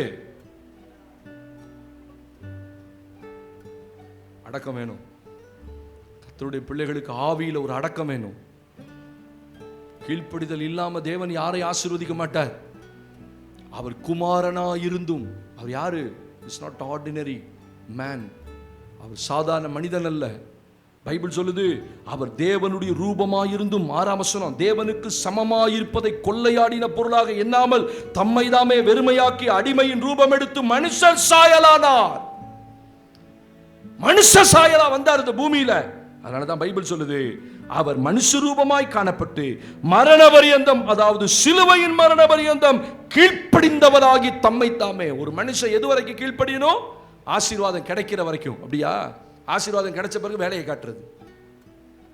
ஆண்டவரே, நான் ஒன்றும் இல்லை ஆண்டவரே, நான் ஒரு ஏழை ஆண்டவரே, நான் ஒரு பரதேசி ஆண்டவரே, நான் ஒரு புழு ஆண்டவரே. இதுக்கு பிறகு அப்படியே புழுகுனியா மாறிடுறது. எல்லாம் சொல்லி அதை ஆண்டவரும் பார்த்து மனதிற்கு சரி போய் தொலை அப்படின்னு சொல்லி ஆசீர்வாதம் கொடுப்பார். கொடுத்தோன்னே வேலையை காட்ட ஆரம்பிச்சிடுறது. நான் யார் தெரியுமா? இயேசு மரண பரியந்தம் சொல்லுங்க, எது வரைக்கும்? சாகர வரைக்கும் என் ஆத்துமா அவருக்கு கீழ்ப்படிஞ்சிருக்கணும். அப்படியே கை உயர்த்துங்க பார்ப்போம். இயேசு பூரணராய் மாறினதுக்கு ஒரே ஒரு காரணம், அவர் தம்மை தாமே தாழ்த்தி. தாழ்மை சும்மா வராது. நம்மளை நாமளே தாழ்த்தணும். வேத வசனத்தின்படி தாழ்த்தணும். நான் ஒண்ணும் இல்லப்பா, நான் ஒண்ணும் இல்லை. இப்படி தாழ்த்திட்டீங்க, கீழ்ப்படிஞ்சிட்டீங்கன்னா அவர் எல்லாவற்றுக்கும் மேலாக உங்களை உயர்த்தி, உயர்வுக்கு முன்னானது தாழ்மை, விழுதலுக்கு முன்னானது மனமேட்டிமை. தகப்பனே, நாங்கள் சகலத்தில் உமக்கு கீழ்ப்படிய விரும்புகிறோம். ஜெபம் பண்ணுங்க. நான் கீழ்ப்படினான்னு தெரியலப்பா, 100% உமக்கு கீழ்ப்படிய விரும்புகிறேன். ஐ I would love to obey 100%. ஏசப்பா, எல்லாவற்றிலும் உமக்கு கீழ்ப்படிந்து அடங்கி நடக்க விரும்புகிறோம். எல்லா மகிமை உமக்கே, இயேசுவின் நாமத்தில் பிதாவே, ஆமென். What a God we are worshiping. அவர் எல்லாத்தையும் திறந்து, மேன்மையெல்லாம் திறந்து, அவர் மரண பரியந்தம் கீழ்ப்படிந்தவராகி. It's a beautiful word. அந்த வார்த்தையை நான் காலையில் ஃபுல்லாக வாசித்துட்டே இருந்தேன். கொஞ்ச நாள் இல்லை, கொஞ்ச நேரம் இல்லை, பார்க்குற வரைக்கும் இல்லை, கிடைக்கிற வரைக்கும் இல்லை.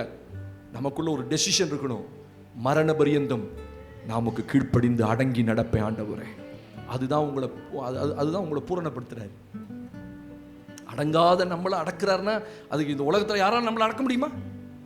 சொல்லுங்க. இங்க உட்கார்ந்துருக்க ஒருத்தரையாவது உங்க குடும்பத்தில் அடக்க முடியுமா? நம்ம யாருக்கு அடங்காதால்? அல்லேலூயா. பைபிள்ல ஒண்ணே ஒன்று சொல்லு, நாவானது ஒருத்தருக்கு அடங்காது, அது பொல்லாங்குள்ளது. அதை பத்தி சொல்லியிருக்கு. ஆனா நமக்கு தான் தெரியும், நம்ம யாருக்குமே என்ன செய்ய மாட்டோம். என்னையும் சேர்த்தான் சொல்றேன், நம்ம யாருக்குமே அடங்காத ஆளை இப்ப கொண்டு வந்து அடக்கி நம்ம எப்ப திரும்ப அடங்குவோம் சொல்லுங்க? அவர் யாருன்னு தெரிஞ்சாதான் நம்ம அடங்குவோம். அல்லேலூயா.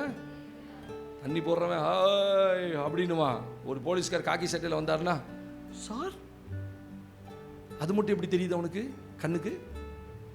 சார் ஒன்றும் இல்லை சார், போங்க சார் அப்படிமா. என்னமா அவருக்கு வழி தெரியாத மாதிரி, போங்க சார் அப்படின்னுவா.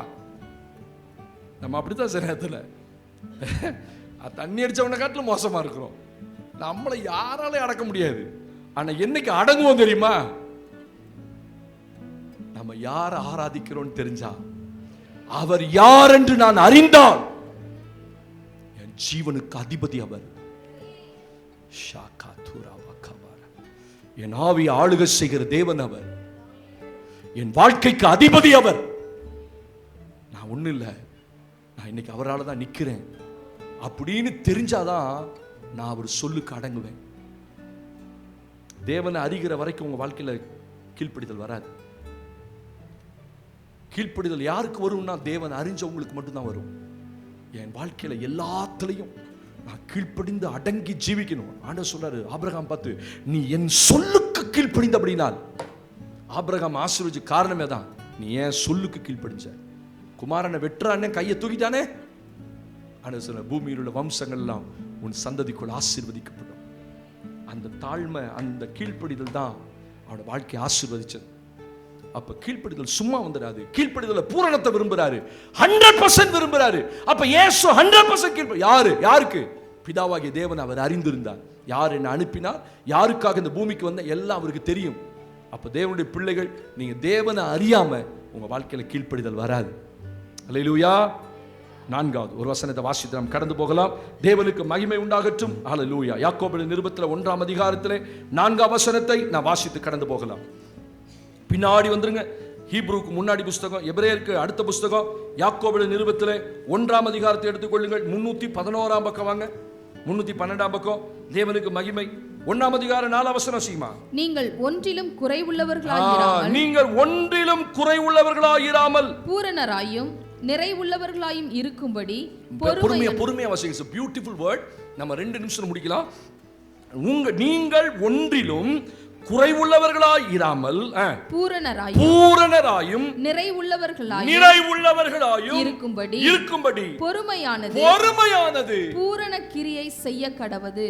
4வது ஒரு தேவ பிள்ளைக்குள்ள வர வேண்டிய பூரணம் பொறுமையில பூரணம். It's very tough. இந்த ஒரு பாயிண்ட சபையில் எடுத்தோம்னா நம்ம யாருமே பொறுமையில பூரணமா இல்லை. ஆனா பொறுமையில பூரணராக்கப்பட்டு கொண்டே இருக்கிறோம். அவ்வளவுதான். நீங்கள் ஒன்றிலும் குறைவுள்ள. அப்போ நம்முடைய வாழ்க்கையில எதுவுமே குறைபடக்கூடாதுன்னா ஆண்டவர் ஒரு ரகசியம் சொல்லி கொடுக்கிறார். உன் வாழ்க்கையில எதுவுமே குறைபடக்கூடாதுன்னா நீ பொறுமையில பூரணமா இருக்கணும்ன்ற. நீங்கள் ஒன்றிலும் குறைவுபடாமல் எல்லாவற்றிலேயும் பூரணராயும் நிறைவு. 2 வார்த்தை சொல்ல, பூரணமும் இருக்கணும் நிறைவும் இருக்கணும். அப்படின்னா பொறுமையானது கிரியை செய்ய கடவுதுன்னு எழுதல, பூரணமா கிரியை செய்யட்டும்ன்றாரு. பொறுமையா இருப்பா, ஆத்திரப்படாதப்பா, கோவப்படாதப்பா, வார்த்தையை விடாதப்பா, டென்ஷன் ஆகாதப்பா. நமக்கு தான் பேசுறாரு. ஆமென் சொல்லுங்க. அல்லேலூயா. அநேக ஆசீர்வாதங்கள் இந்த வாய் தான் இழக்குது. கெட்டு குட்டிச்சவரா போறதுக்கு ஒரே காரணம், உங்களை கெடுக்கணும்னு பிசாசு முடிவு பண்ணிட்டானா உங்க வாயில வந்து உட்காந்துக்குவான். ஹலோ, இருக்கீங்களா? உங்கள்ட்ட எங்க வந்து உட்காருவான்? உங்க தலைமையிலாம் உட்கார மாட்டான், உங்க புடனிலாம் உட்கார மாட்டான். நேரா அவனுக்கு தேவை இந்த நாக்கு மட்டும்தான். உங்களுக்குள்ள வந்து உட்கார்ந்துகிட்டு உங்களை பேச வைப்பான். பேச வச்சானா அவன் ஜெயிச்சுட்டான்னு அர்த்தம். உங்களை நீங்க எல்லாம் பேசி முடிச்சு மன்னிச்சிருக்காண்டு உடனே மன்னிச்சுட்டாரா? உங்களை மன்னிச்சுட்டாரா? கொல்லாம விட மாட்டேன்டா உன்னைய புருஷனை, கொள்ளு வேண்டாம் உன்னைய, உன்னை கொன்னுதான் யாத்திரா அடங்கும். ஹல்லேலூயா.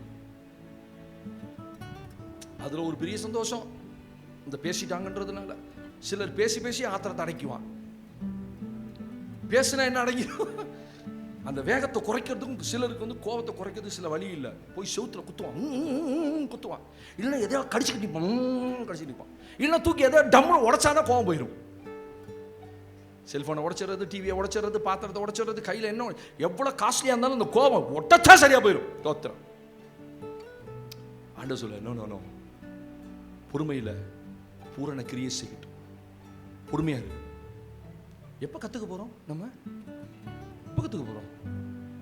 ஒரு வார்த்தைக்கு 100 வார்த்தை பேசுறான். நான் சொல்லல, அவன் வேற எங்கேயும் உட்கார மாட்டான். ஹலோ, எங்க உட்கார்றான்? டெய்லி காலைல எந்திரிச்சோன்னே போ அப்படின்ட்டு இருக்க. வாயிலிருந்து தூக்கி அவனை எங்க போட்டுருங்க? கீழே போட்டு, ஆண்டவரே என் நாக்க என் வாய நீ எதை ஒப்பு கொடுக்கணும் இல்லையா, அட்லீஸ்ட் இதையாவது ஒப்பு கொடுங்க காலையில். இல்லை, ஏன்னா உங்க ஆசீர்வாதத்தை கெடுக்கிறதுக்குன்னு அவன் முடிவு பண்ணிட்டானா வேற இன்னும் ஒன்றும் செய்ய மாட்டான். இங்கே வந்து உட்காந்துக்குவான். பட பட பட படன்னு பேசி ஆசீர்வாதத்தை இழந்து, அது போக இது போக, நீ நாசமா போக, நீ உருப்படாம போக, நீ அப்படி போவ, நீ இப்படி போவ, எல்லாம் பேசிட்டு ஜெபத்துக்கு வருது. தோத்திர ஆண்டவரே, ரொம்ப சேடா பாப்பார் ஆண்டவர் உங்களை. இந்த வாய் அவ்வளோ பட படன்னும். நான் ரொம்ப கவனமா இருப்பேன். சில நேரத்தில் என் வாயில வந்துரும் அப்படின்னு விட்டுருவேன். அவ்வளவுதான், அப்படி முடிச்சுக்கணும். சில நேரத்தில் என்ன வந்துருன்றது அடுத்தது, என்ன வரும்ன்றது நமக்கே தெரியும். என்ன வரும்? ஒன்று சாப வரும், இல்லைன்னா எதிரான வார்த்தைகள் வரும், இல்லை அவிசுவாசமான வார்த்தைகள் வரும். நீ ஒண்ணுமில்லாம போயிருவ, நீ அப்படி போயிருவ, நீ இப்படி போய், ஏதோ ஒன்று இந்த வாய் சொல்றதுக்கு தான் பட பட படணும். அது அது அந்த நம்மன்னு சொல்லும் போதே கப கபன்னு பிடிச்சிக்கணும். அதை விட்டுறக்கூடாது. அப்படி பிளாஸ்டர் போட்டு ஒட்டிட்டு நீ என்ன வேணா பேசியா, நீ ஒன்றிலும் குறைவுபட்டவளா இல்லை இருக்கக்கூடாது, எல்லாவற்றிலும் நிறைவுள்ளவர்களும் பூரணம். நல்ல கவனிங்க, வார்த்தை கவனிங்க. உங்க வாழ்க்கையில ஏன் நிறைவும் பூரணமும் இல்லை அப்படின்றதுக்கு காரணம் சொல்றாரு, பொறுமை இல்லை.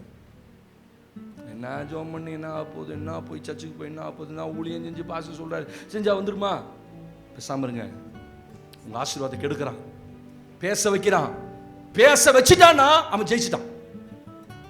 பேசாம உங்களை காத்துக்கொண்டா நீங்க ஜெயிச்சிருவீங்க. ஆமென். ஏன்னா சிலருக்கு பேசிய வேதனை ஆத்துவான். பேசிட்டாங்கன்னா ஆவி அடங்கிடும், ஆனா ஆசீர்வாதம் போயிடும். நீ பூரணராய், அந்த வசனத்தை விட்டுறவே விட்டாதீங்க, நிறைவுள்ளவர்களாயும் பூரணமுள்ளவர்களாயும் இருப்பதற்கு பொறுமையானது. சாதாரணமா கிரியை செய்யக்கூடாது உங்களுக்குள்ள, அது பூரணமா கிரியை செய்ய கடவுள். கர்த்தர் உங்களோட பேசுறார் இந்த காலையில். இயேசு குறித்து வேதம் சொல்லுது. அது ஒரே வசந்த வாசித்து முடியும். ஏசாயா தீர்க்கதரிசன புத்தகத்துல 42ஆம் அதிகாரத்தில் அதுக்கு முன்னாடி ஒரு வசனம் வாசிங்க. மத்தேயு 26:60, அதை கையில் வச்சுக்கோங்க. மத்தேயு 26:67 வாசித்து முடிக்கலாம். மத்தேயு 26:67. அப்பொழுது அவருடைய முகத்தில் துப்பி அவரை குட்டினார்கள். சிலர் அவரை கன்னத்தில் அறைந்து கிறிஸ்துவே உம்மை அடித்தவன் யார்? அதை ஞான திருஷ்டியினால் எங்களுக்கு சொல்லும் என்றான். அல்லேலூயா. 27:30, மத்தேயு 27:30. அவர் மேல் துப்பி அந்த கோலை எடுத்து அவரை சிரசில் அடித்தார்கள். அவரை பரியாசம் பண்ணும்படி அவருக்கு உடுத்தின மேலங்கியை கலற்றி அவருடைய வஸ்திரங்களை அவருக்கு உடுத்தி அவரை சிலுவையில் அறையும்படி கொண்டு போனார். இப்படி ஒரு சூழ்நிலை அவர் சகிக்கிறார்.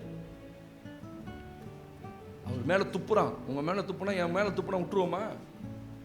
நீ எச்சத்தான் துப்புன, நான் காரி வேண்டாம், அது அசிங்கமா இருக்கும். ஆன்லைன்ல